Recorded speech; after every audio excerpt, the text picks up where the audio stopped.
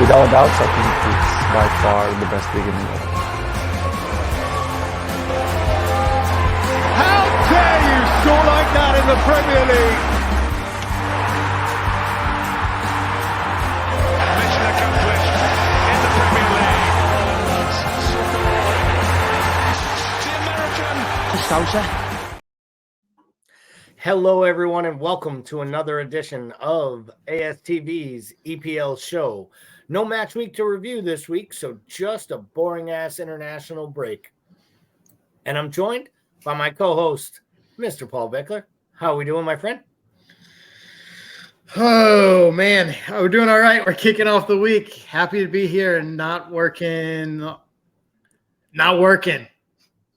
I hear you. Yeah, the work is tough right now for me, too. These shows are a nice break from that ridiculous reality. And as we go into year end, it will only get crazier. But, I figured here we are, second week of an international break. We had our show last week where we talked a little bit about the results of the final match week that we all saw a couple weeks ago. I thought maybe today we would do a little bit more like high level conversation around the league. Maybe kind of like we're about the third quarter poll at this point. Thought we would look at maybe some of the front runners for some of the major awards, kind of recap the first couple months as a whole for the Premier League. So, I love how they have these awards and the league does a great job of color coding them. I also like how they've run out of awards to hand out and sponsors that they gave us 2 player of the seasons on the same graphic because they don't have a fifth award. They'll think of one. They'll make one up. But I thought maybe this would be a good conversation starter for us when we look at the league as a whole. If you were to go off right now in your mind, Paul, whether you've thought about this ahead of time or not, the player of the season is often, well, unless Liverpool wins the league, it's often an award that goes to the best player on the team that wins the league. When Liverpool wins the league, even if it's only once in 30 years, they give it to someone else. But for you, running this one down, this feels like a very open player of the year contest for me right now. Like, I feel like there is an argument for about 4 or 5 different players at this point. So where does Paul Bickler start his mindset for the voting process if he were voting on player of the year through 8-9 match weeks that we've seen so far? Yeah, I think you're right. But I think that goes back to your original point, though, right? I mean, I think it's open because we don't have a clear runaway. Like, we don't have one team running away with this thing right now. We've got essentially 6 teams essentially bunched up at the top of the table. Excuse the fighter jet flying over my house right now. Jeez. Just so we know, at least there's an air show going on in town. Yes. Thankful not to be involved in the Middle East, but not thankful to be located close enough to an airport that has a Air Force refueling station. Anyway, so I mean, if I'm looking at this right, like there's no clear runaway team right now in this league. There's no team that's been dominant defensively. So I do think this is wide open. For me, I look at players that I think like are the most like I think of it as if there's a player, if you subtract X, Y, if you subtract X from the rest of the starting 12, right? Which X that you're subtracting impacts that starting 11 the most, right? Like, that's how I kind of view it. For me right now, I think a player that's got to be up there that's probably not talked about enough is Odegaard at Arsenal. I think he's I think he's at the center of everything good they do right now. And I think, like, for a player that, since he was 16 years old in Real Madrid, everybody said this was going to be the next kid up, right? And then he struggled at Real Madrid. Like, I think a lot of people just sort of, like, wrote him off as one of those young players that burns out early and never really quite reaches it. But I think what you're seeing is a player that's still incredibly young, but is playing with experience well beyond his years, just because of where he's been, what he's done. And I think he really is the glue that holds a lot of what they do well together on a team that's star-studded, really. Yeah, it's a great shout. That was one of mine. I think if I were to shortlist it as like a top 3, if it was like a finalist voting, I would think right now you'd be hard pressed to not have it be Odegaard, probably Mo, obviously, for the goals involvements that he's created and how well Liverpool's season started. Not getting as many goals from open play as he has in past years, but the amount of chances he's creating and his overall play has honestly been, in my opinion, it's better than anything he gave us all of last season at Liverpool, in my opinion. I think he's been really, really good, and it's flown under the radar. And then, this is kind of one of those ones that'll never happen because they'll never hand a defensive midfielder the Player of the Year award in the Premier League because that's not what they do. But if you ever need any evidence or telltale sign into how important Rodri is to City, just see what it was like for the 3 matches he didn't play, in which they lost all 3 of those matches. I still think he is what makes them tick, the same way Odegaard is what makes Arsenal go. And I think what really makes Liverpool's attack special specifically is Mo Salah. I think if you were looking for a player on the fringes, on the outside, God knows I love me some Jared Bowen, but there might not be a player playing in the Premier League outside of the perennial top 4 that is playing as well as Jared Bowen is. And I feel really good for him because it was a tough year for him last year statistically, but he still had a good year. His goal involvement, his underlying numbers are better than anybody in the Premier League, and he's doing it on a side that doesn't create outside of him, which to me is really, really impressive. Brighton spreads it around too much. As good as Son is, you question, is it Maddison? Is it Son? Is it the defensive prowess they have? Is it honestly the midfield of Sarr and Basuma that's really made Spurs move forward? So I think it's a really interesting one. By the end of the year, it won't shock me if Haaland has 30 goals and bangs 8 against bad teams and he ends up winning this award. But I really hope that they stay true to the fact that you don't need to give it to the striker who scores the most goals. Because to be honest, I really believe there are so many players doing great, great things. So for Player of the Year, I'm with you. I think I would vote for Odegaard at this point. And I think you have a great shout about everything he's overcome in his career in such a short time. So let's move to one that I believe is probably maybe a 2 or 3 name race. If you were to give your short-sighted manager of the season award right now, who would you lean towards when it comes to the manager, not just doing well with the wins, losses, but doing well with the lot they've been granted and maybe what they, how they're navigating what they have? I mean, I think the obvious one is Postecoglou at Tottenham, right? Right. I mean, that's sort of the obvious one. That's the one I would go with just based on where they're sitting at with the cards he was dealt and the fact that he's gotten pieces that I wasn't certain were going to gel in that lineup. And he's also what I like about him is he's also got this team set up where they're playing with a lot of these young kids that I think in other situations may not necessarily be getting a shot at this lineup. He's not afraid to roll with these young guns in a way that's going to get them valuable experience, but also is in a way that they're winning games. So I think just across the board, what he's done in terms of being able to get some sort of cohesive defensive output out of that team, but also in a way that doesn't lose what they do offensively. I mean, he's got James Maddison out there looking like a part of the side, which I wasn't sure was going to happen. So yeah, I mean, I think to me, it's fairly straightforward right now. There's some other names out there, but that's the one that to me has probably got the clear-cut lead right now. Yeah, I think the sexy pick would be just saying De Zerbi's name because everyone loves him so much. But really, if you look at their results in the league, it hasn't been that great. They've been up and down, and they're struggling with the European commitments and the extra responsibility it takes on a side. So I don't think that. I think you're spot on with Ange. I don't think there's any question he has to be at least the leader in the clubhouse. If there's another manager out there, of course, that just constantly flies under the radar, doesn't get the credit, it's probably Unai Emery. What he's doing at Villa, and it's not just the results as much as it is the actual play on the pitch and the improvement of the players. And I always come back to does your manager make your players better?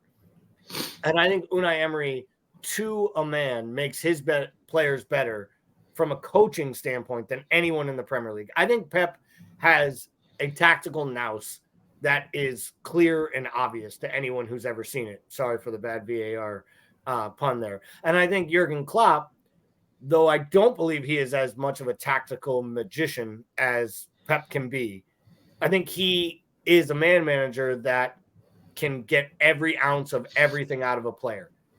And I think that's their kind of their superhero skill sets. I think Unai Emery is like the middle ground of both of them, who is great at a club where he can coach. And I think that's why he's at the right place now. I think if Arsenal had actually given him the time needed to be a success, I think he could have been a success at Arsenal, but I think he was so mentally focused on making them a big club again that he forgot who he was and what made him special at Sevilla and why it didn't work at PSG working with egos. And I think he has that right now at Villa. He has a mixture of guys like Luka Dean, who played at Barcelona and is now, at Aston Villa. He had guys like Coutinho for a little bit. He's had players who have played at bigger levels and he's brought them down. He's also brought a guy in like Diaby and made him understand how you earn your time and earn your space. And he's convinced Ollie Watkins that you don't have to go to another club to start for England someday. Where I don't think he wins the award is, last time I checked, they didn't sell the best striker in England 15 minutes after he got the job, and he still found a way to make the side better. And they didn't spend any of the Harry Kane money yet, but I think they're going to. And I think when they do, they're going to spend it on his guys. And if he's as good of a tactician, man manager, and media manager as I've seen so far, Tottenham fans should be really, really excited about what the future could hold for them. Because let's be honest, they have money and they have the best stadium in the world. They have the best training facilities in the world. They have the allure of living in London. So if they can keep themselves in a top 4 position and have $100 million to spend, outside of the fact that no one in England or Europe, for that matter, really wants to work with Daniel Levy, I really feel like it looks to me like Tottenham is one of the few teams with the trajectory on the way up. And I don't think anyone would have expected to say that on October 16th, selling Harry Kane on August 29th. So if we look at that next kind of player award here, I didn't put a lot of thought in this, to be totally honest. I forgot that kind of goal of the season was an actual Premier League award until I saw that graphic. There have been some great goals. I'm a homer, so I'm going to probably say like Sobo's goal, off the corner, kicking it into the ground and finding it into the top corner is one of my most favorite this year. I'm not sure it's a better goal than some of the other worldies that we've seen so far. For you, can you pinpoint one goal, 2 goals, a goal you remember so far this season in any match randomly that you loved? Yeah, I was thinking typically these are like 25, 30-yard lasers, right? That find the top bins, and that's what we talk about. I think the one that sticks out to me, though, is the one that started just inside the half line by Bright. Matoma essentially torches 5 Wolves players on the bounce, including the keeper, and tucks it in on a run that started probably 60 yards the other way. That's the one that sort of stood out to me just because of you're just waiting for him to pass it, and he just never passes it. He just basically dances through the entire Wolves lineup and then puts it in. Yeah, so that's the one that stood out for me. That's way back in August. That was one of the first weeks of the season, I think. But yeah, that's the one that sticks out to me. I love that goal. It's a good shout. And I was thinking the same way. It's always the Vincent Company taking it from 45 yards and hitting the top bin, and it's a great goal. Let's not kid ourselves. But everybody knows how those goals happen. They're just pile drivers that no one's ready for.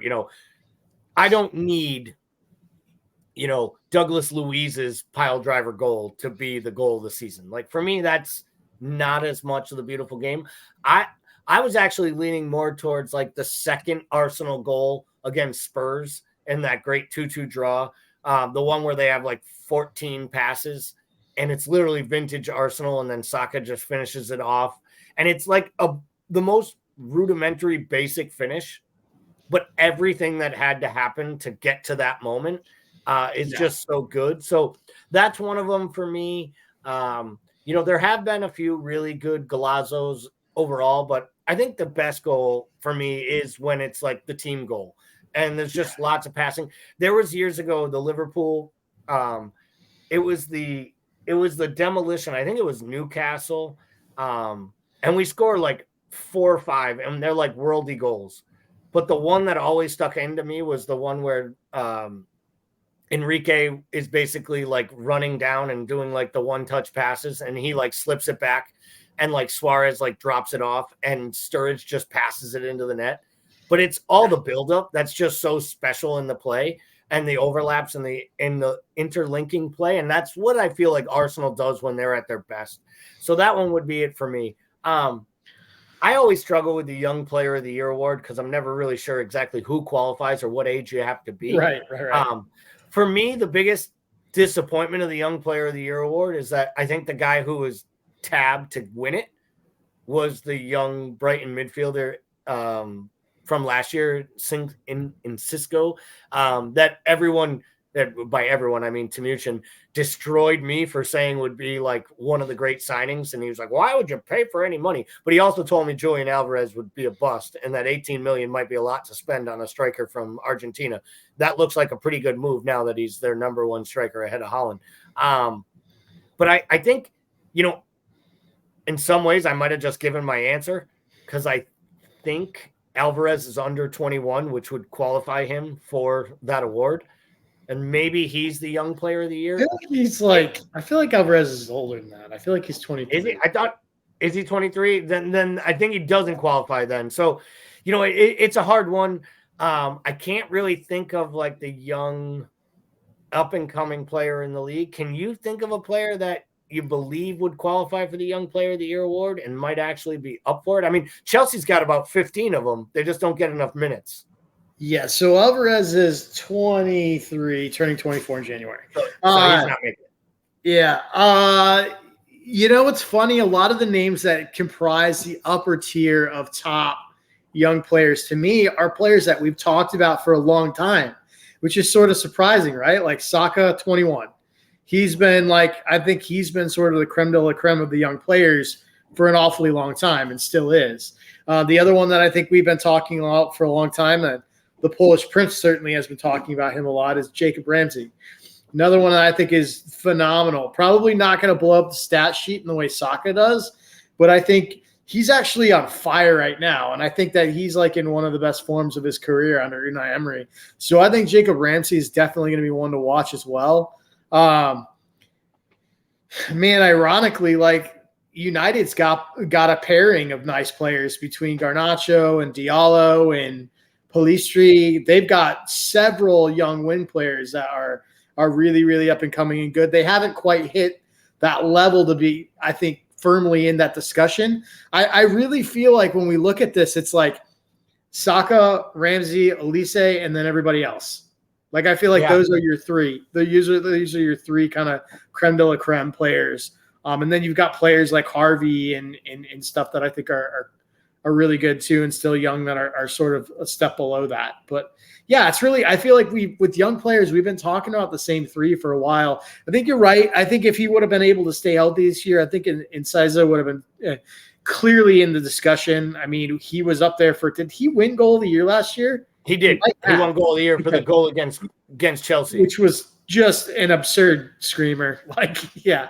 So, I mean, he would definitely be up there. But, yeah, it's weird. We when we talk young players, like, I think we're looking for, like, the next up-and-coming wonder kids. But really, like, there's a whole host of those players that aren't quite there yet. And the guys that have arrived have been there for a while. Like, I mean, Saka's been on the scene playing at this level since he was 18.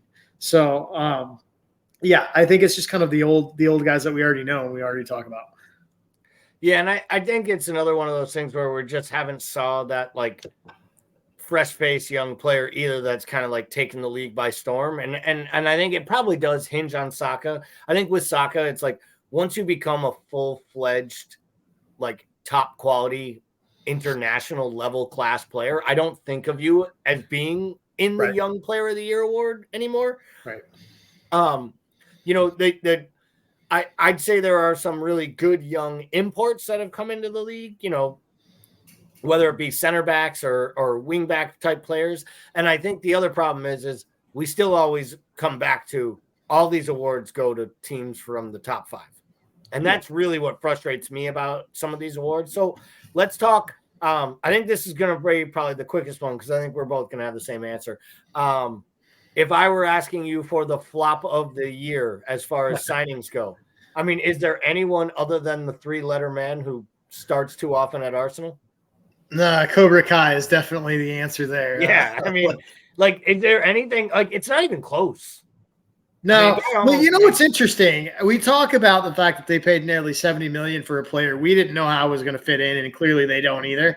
But like the flip side of this kind of breaks my heart, is a player that we wanted at Liverpool. We talk about just for $60 million, so not a whole lot less than Havertz. Mason Mount, it's got like 4 starts for Chelsea, or not Chelsea, United. You're right. So he goes to United for $60 million. I know that a lot of us were high on him in Liverpool. Some people in Liverpool didn't want him there, but he made sense to me and you. So he goes over to United, and we figure, this could be a game changer for them. And they just can't get him in. They can't figure out how to play him. And to the point where he's looking at losing the spot in the England side, which is like worst case. I mean, that's got to be a nightmare. So, yeah, I mean, we talk about Kai Havertz, right? And we've talked about him a lot, but like Mason Mount's right there too, in my opinion. Yeah, I think it's a solid shout to bring Mason Mount into this conversation.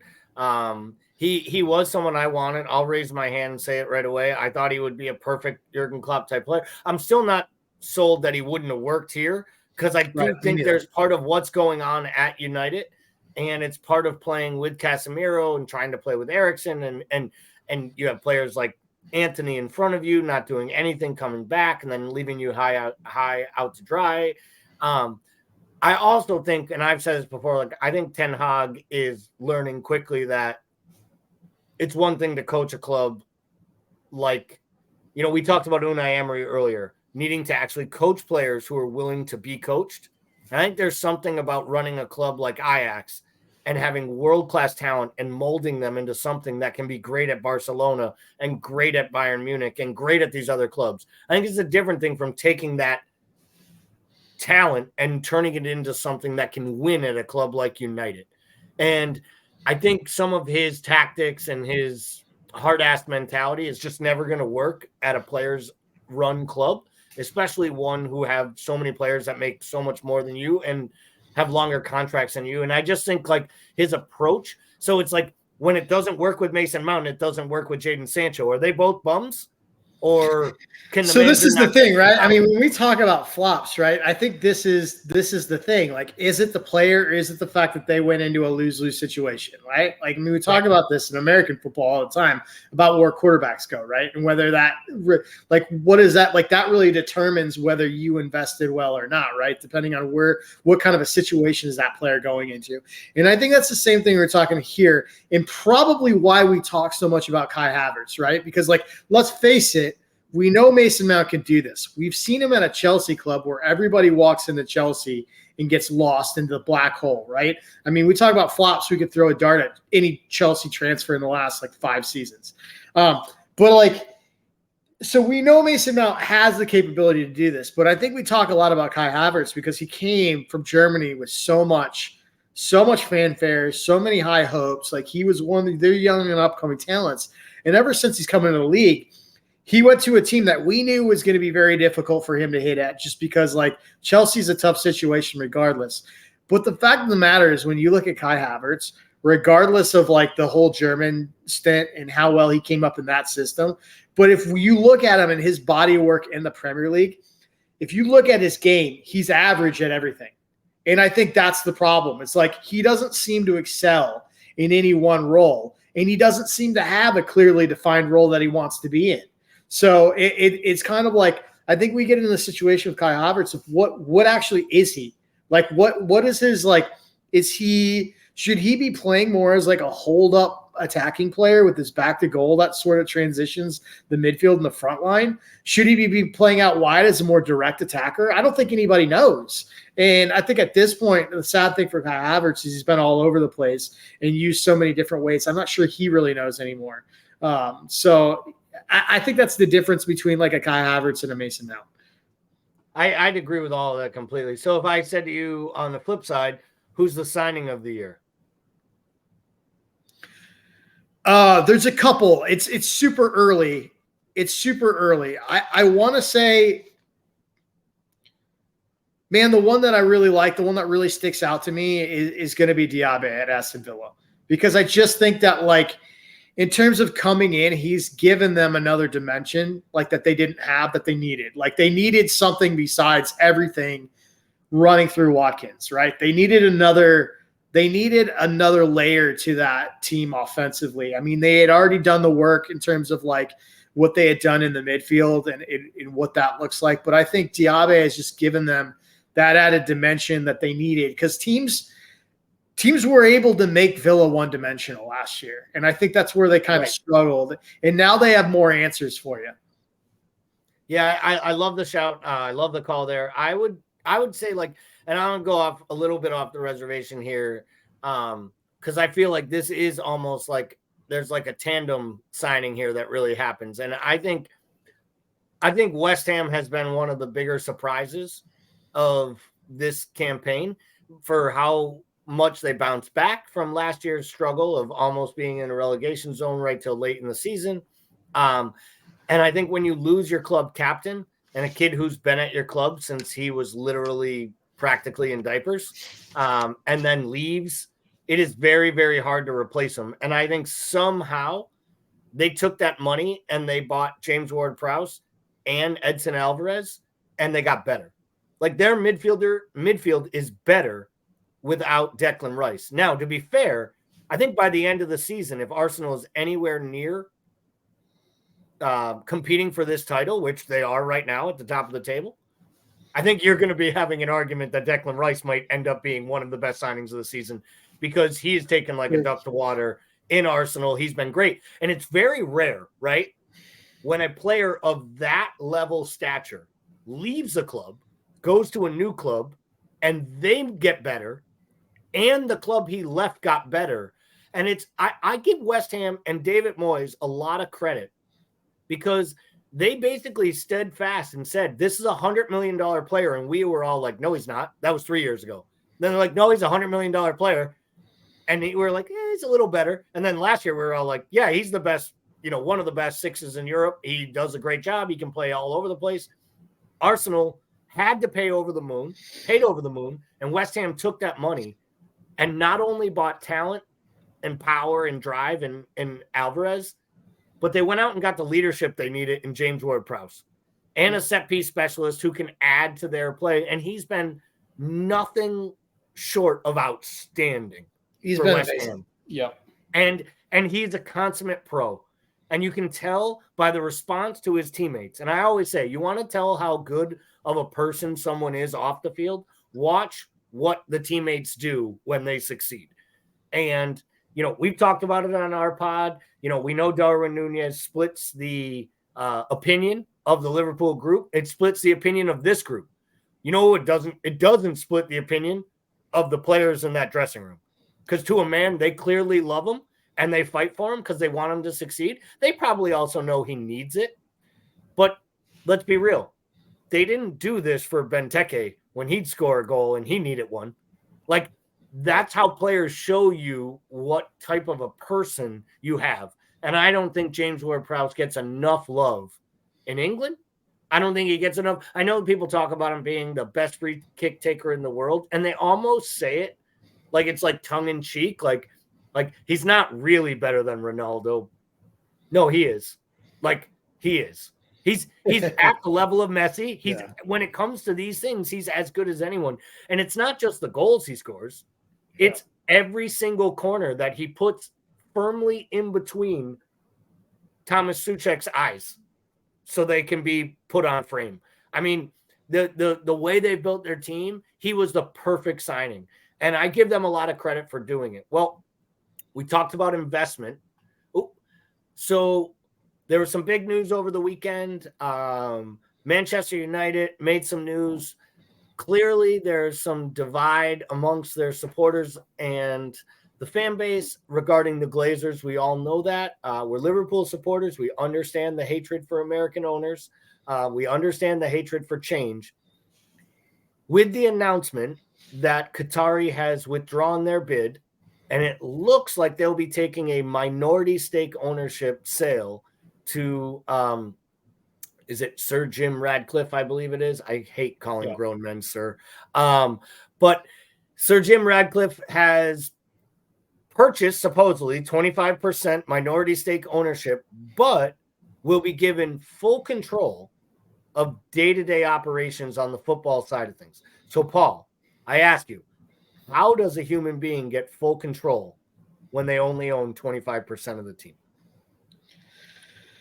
Well, yeah. So this is what happens when you want to own a team and the owners still want to own a team, but the owners don't want to run a team because they have invested $700 million in shares that they own into said team that is now worth 8 times of the original investment.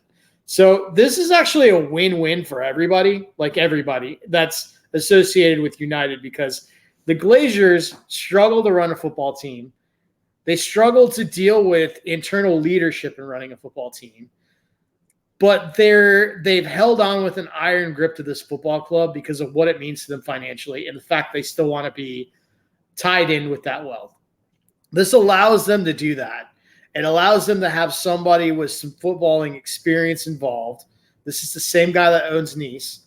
He has the ability to come in and control a big portion of what they do and sort out what they're doing internally. Now, it's going to be interesting because there's a lot of old heads in this, right? I mean, this team has sort of struggled with bringing in new leadership because of Sir Alex's iron grip on this club still. So it's going to be interesting to see how this plays out. But, I mean, the Qataris backed out because I think the Qataris had a deal that financially was obviously the best deal. But the fact of the matter is the Glazers, when they looked at it, said, oh, well, we can have somebody else come in and run this club for us and still have our money. Like, that's what makes sense, right? Now, the deal is that Radcliffe is going to gradually acquire more and more shares until he's over 50% ownership, right? But the reason they weren't able to do that is because the Glazers hold what are called Class B shares, and they have investors that hold Class A shares, right? So what would have happened is if this guy came in as a majority owner, the Class A shares were going to get pinched. And so they threatened, obviously legal action against United over this. And the Glazers didn't want to get involved in a messy lawsuit. So this is sort of the middle ground that still allows Radcliffe a path towards majority ownership. It allows him to get his foot in the door and run the football team as if it's his. And it allows the Glazers to sit there and still cash paychecks week after week. So this is sort of the happy medium where everybody wins. I honestly think it probably is good for United in the long term. But, and that's a big but, there are a lot of things. There's a big mess in there that's going to have to get cleaned up. And we all know that probably is going to get worse before it gets better. That's how any mess that gets cleaned up ends up being. Yeah, I don't disagree. It could be good. I will say, I for all the United fans who are all excited and, there's someone running the football program, this kind of means that Sir Jim Radcliffe has basically become the new Ed Woodward, which is the face of the person who gets to run United, but the purse strings and the decisions on spending are still made by the Glazers, who carry all the debt and don't want to invest more money into the club. And I think where it hurts them a little bit is, I mean, let's be honest, the Qatari deal was what was best for United because they would immediately become Newcastle. The guy was not only willing to pay $6 billion, he was willing to pay off all of the Glazers' debt and guaranteed $1.5 billion towards the reconstruction of Old Trafford and the surrounding area. And I don't know that there's going to be enough money to do all that without the Glazers opening up the purse strings. The other thing is no one wants to talk about this. Nice is run like an absolute fire sale train wreck. They've had 4 managers in 18 months, 2 directors of football, and this guy's been running it. So everyone says he has insight into running football, but he's run it like a checkbook owner, almost like an Abramovich has, with high volatile moments. And does United need more validity? Like literally, like the last thing they need is more of a fire. They need a leader. I think it's interesting. What I think is most interesting is when we start to really talk about what United has to do. So I saw this report during the international break. It was on the top 10 salaries in the Premier League. And I won't lie, it kind of surprised me. So we're going to look here at the tail end of this list. The fact that Manchester United is paying a 35-year-old overweight number 6 as much money as Casemiro is making is absolutely crazy. And then you double down on the fact that paid slightly less than him is an overage, always injured center back. Like 2 players that they bought from Real Madrid to show they could still pull in big names, but only got because of the price tag that is listed on this screen right now. And then you add in Marcus Rashford. So like I kind of like quivered when I saw this, and I was blown away to think that there are 3 players at United making more money than Bruno Fernandes, who is head and shoulders their most talented and most influential player and the captain of their club. So like that jumped out at me. Chelsea, having Sterling on this list, Bernardo Silva, Jack Grealish. Any surprises there? And if you are the agent of Saka, are you questioning what Arsenal was thinking, making Kai Havertz the highest paid player at the club? Yeah, I knew there was a big transfer fee. I guess the wages thing slipped past me because that's shocking to me that he's on any top 10 list, let alone this one. Yeah, that's really, really surprising to me. And I think the absolutely batshit crazy thing about me is it's not based on merit. It's not like he went over to Chelsea and gave you a reason to make him your top paid guy. So yeah, that is shocking to me. So obviously looking at this list, I'm not, I decided at first I was going to do the 1st through 3rd. And then I figured we'd do the 4 through 10 because it was in one graphic, and then 1 through 3 is in its other. I think we're both pretty clear who the next 3 players are on this list. 2 of them at City and 1 of them at Liverpool. A little shock to me because I genuinely thought that Haaland had become the highest paid player when he signed. But it looks like at this point, Kevin De Bruyne is the highest paid player in the Premier League at $20.8 million per year. Erling Haaland comes in at 19.5. Obviously, signed a big deal, came with a low fee, which allowed him to get even better wages. Everybody knows about the clauses and the bonuses that are in there. And then Mo Salah coming in at 3rd with 18.2 million, acknowledging he has very high bonuses, which is why they kind of bumped him ahead of Casemiro in this list. Still crazy as shit to me that Casemiro is paid the same weekly wage playing as a defensive 6 at United, with a face that, literally like a moon face, looks like he's been eating prednisone for a month. Looks like a Brazilian cherub. Yeah, it's just like literally just like I look at him every time and I'm like, this is what would happen if Drake literally like became Troy Deeney. Like he basically is Troy Deeney in the midfield. I used to call Troy Deeney Fat Drake, and people would get so mad at me like I was insulting Drake. I was like, dude, he is a footballer at like Watford. It's okay. But I digress. When you see this 3-player list, how much longer can Kevin De Bruyne continue to basically rob Manchester City for this paycheck? Because he is on his day when he is playing, he is every bit worth being the highest paid player in this league. But for the amount of time he's been at Manchester, he hasn't been available enough, in my opinion, to be the highest paid player. Like sometimes your availability should go into the level of ability you have. And to me, I'd pay Mo Salah more money than I would pay Kevin De Bruyne because I'm confident Mo Salah is going to be available for 80 to 95% of the matches. And Yeah, I Kevin mean, De Bruyne. I think we're seeing the beginning of the end of De Bruyne. I mean, I really do. I think like the amount of mileage he has, his current age, like the consistent nagging injuries he's had throughout his career, and the rate in which they're now reoccurring is increasing. So I really do think this is the beginning of the end. City's usually good at sniffing this stuff out and getting ahead of it. I think this, if you look at the side, it's not a side like it's a shallow side, so they need depth, right? But it is not a side that, like, in my opinion, misses much when he's no longer there, because you now have Rodri in there, who I would argue is probably more important. You now have Alvarez in there that does things offensively De Bruyne can't.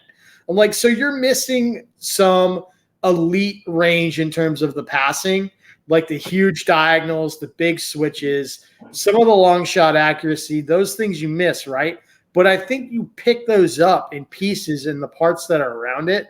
And I think almost like the sum is better than its whole. Like, I think when you have those pieces together with the Alvarez and Foden and Rodri, I think you get to the point where, like, it doesn't make a whole lot of sense to hang on to that anymore if you're City. Can you afford to? Probably. But does it make sense? Probably not. I think, like, if they want him there another year, they can have him there another year. But I really do think this is the beginning of the end. Yeah, I wouldn't be shocked if he's on the block this summer. I think Foden, especially if they can convince Bernardo Silva to sign a new deal, because now you have Bernardo Silva, Foden, Alvarez, Rodri rotating through the midfield. They're bringing in young players. They like their youth. You know, they really do like some of these players. They like their new tactical formation as well. I think the real question for me is how long does Haaland stay? You know, can they get Haaland to sign the new deal? He doesn't want to sign a new deal because the only way they'll give him a new deal is if he'll remove the release clauses in his contract that everyone knows are there that allow him for a reasonable fee to go to Madrid. And there's absolutely zero motivation to take those clauses out of his contract. Right. None. Like, there's just none. And let's be honest, he doesn't want to spend the next 15 years of his career playing in Manchester. He doesn't. He's going to go. Everyone thinks he's going to go to Madrid. I think it's the opposite. I think it's a smokescreen. I think we have one more year at City after this, and I think he goes to Barcelona in 2025, and he takes their big money when they can spend again, and they build their next level around him.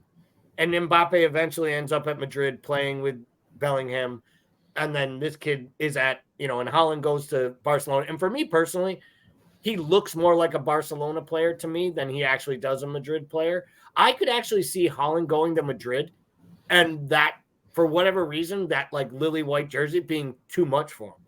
Like, I could see him going and playing the way he has earlier this season at times where, you know, people don't want to talk about it. He has one attacking return in 5 Premier League matches. He's not scoring goals. He doesn't create. And if you don't give him great service, it really doesn't work for him. He is a true striker. He needs opportunities and he finishes. I'm not saying he's, you know, it's falling off for him, but I am saying I think the means in which his kind of ascension at City, I think, is starting to wane, because I think they're starting to see that Alvarez can score the goals and create goals and do more. And when Haaland comes off the pitch, they actually play more fluent football. I mean, we talked about it. I still, to this day, and I'll die on this vine, I still believe that club becomes a better club if they get Harry Kane across the line the summer before they sign Haaland. Because I think Harry Kane and Kevin De Bruyne might have been unplayable. If we think Harry Kane and Son were good together, I can't imagine what De Bruyne setting up Harry Kane goals. Because what no one likes to talk about is Harry Kane finishes at the same level, if not better, than Haaland for chances created and goals scored. And what he's doing in Germany, I know it's an easier league, it's really, really impressive. And he's done it at the international level too. So I know I love poking fun at him, the mouth breather. I love picking on him for having his brother as his agent. I don't know that, and I genuinely believe Harry Kane would have made that City team go to a new level even before Haaland did. And I think they wouldn't have lost the actual identity that Pep loved. And I think Pep had to sell his soul a little bit to bring in a striker like Haaland. And you can almost see it at times because tactically he has to do things he doesn't love doing to feed the beast. So that's interesting there. So, all right, couple more minutes here. We're going to get out. Let's take a look at the weekend as we always do. It wouldn't be coming out of an international break if I didn't have to wake up extra early to watch football on Saturday when Liverpool takes on Everton in the Merseyside Derby at Anfield. Other than that, some pretty interesting fixtures on the docket. Man City, Brighton, Chelsea, Arsenal. Even Newcastle, Crystal Palace, who quietly, Roy's got them playing really good defense. And I think maybe shockingly, what could end up being one of the matches of the weekend might be Sunday at 11:30 when Aston Villa hosts West Ham. Little interesting kind of styles. I think like a Moyes Unai Emery matchup sounds like fun. What jumps out at you? What are you most excited about seeing? And any shocks or items you want to bring out to our viewers today that you think they should be paying attention to on the weekend? I don't know. There are some interesting slates here. I think City Brighton's obviously the interesting one, with City being in the form they're at, Brighton coming off that really heavy loss, like to see if they can kind of regain what they do. Be interesting to see that one. I feel like Forest Luton is a 6-pointer. Forest is doing all right, but I mean, they're going to need to pick up, they got to get 3 points versus teams like this. And Luton's got to find a way to get something out of matches like this if they want to stay up. So I think for both sides, that's a very, very important match going through. I think, man, whenever I see United coming off an international break playing somebody like Sheffield United, I get cautiously excited for the upset. I think Sheffield United is so bad it's probably not going to matter. But one can hope. One can hope. Yeah. If that was Man United versus Newcastle United, I would have called for a United loss. I'm going to call for a United loss in that match. And unfortunately, there's going to be the guys who report back to the training camp in Sheffield that are probably going to get that loss. I think for me, one here that jumps out at me, it's not one that I would be watching.